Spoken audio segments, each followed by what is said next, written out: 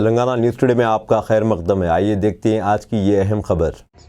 कल शाम से सरकार की ओर से बेहद भ्रमित करने वाला और कोरा झूठ फैलाया जा रहा है और हमेशा की तरह से मीडिया के बहुत सारे साथी जो सरकार के इशारों पर कुछ भी करने को तैयार हैं, इसको खूब हवा दे रहे हैं और इसको चीख चीख कर टीवी चैनलों पर बोल रहे हैं। बोला जा रहा है कि अगर एमएसपी का कानून आ गया तो 11 लाख करोड़ की आवश्यकता पड़ेगी। बिल्कुल नहीं, ये पूरी तरह से असत्य है और जब राहुल गांधी जी ने इसका ऐलान किया तो सोच समझ कर किया। समझिए कि ये झूठ क्यों फैलाया जा रहा है और ये झूठ क्यों है। ये झूठ इसलिए है क्योंकि जो एग्रीकल्चर मार्केट है हमारा वो इम्परफेक्ट है, वो एसिमेट्रिकल होता है। मार्केट के फोर्सेस में स्टेबलाइजेशन लाने के लिए, मार्केट में मूल्यों में स्थिरता लाने के लिए हस्तक्षेप जरूरी होता है और वही हस्तक्षेप एमएसपी करता है। एमएसपी न्यूनतम समर्थन मूल्य है, मतलब कोई भी खरीद इसके नीचे नहीं हो सकती, इसके ऊपर ही होगी। पहली बात, सरकार पूरा पैदा किया हुआ अनाज तो खरीदती नहीं है, थोड़ा उसका अंश ही खरीदती है अपने बफर स्टॉक के लिए। लेकिन एमएसपी यह सुनिश्चित करता है कि बाजार का जो मूल्य है वो एमएसपी के ऊपर हो, वो न्यूनतम समर्थन मूल्य के ऊपर हो। इससे किसान की सुरक्षा होती है। अगर बहुत ज्यादा उपज हो गई और एकदम से दाम गिर गया तो एमएसपी यह सुरक्षित करता है कि बाजार के फोर्सेस उसको कम दाम पे खरीदकर स्टॉक ना कर ले और फिर बाजार में बेचकर बड़ा मुनाफा ना कमाए।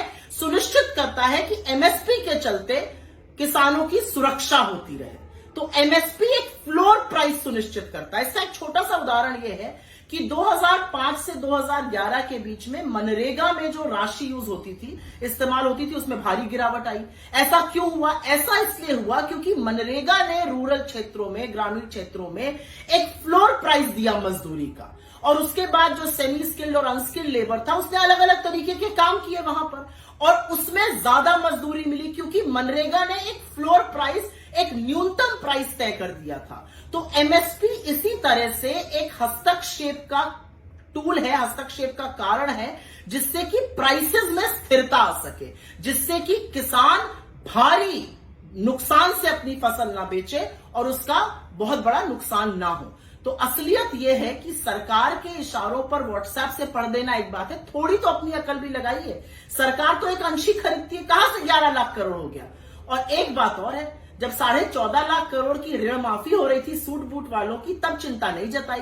जब 4.5 लाख करोड़ कॉर्पोरेट टैक्स को 32% से घटा के 22% पे किया गया और राजकोष को घाटा हुआ, तब चिंता नहीं जताई।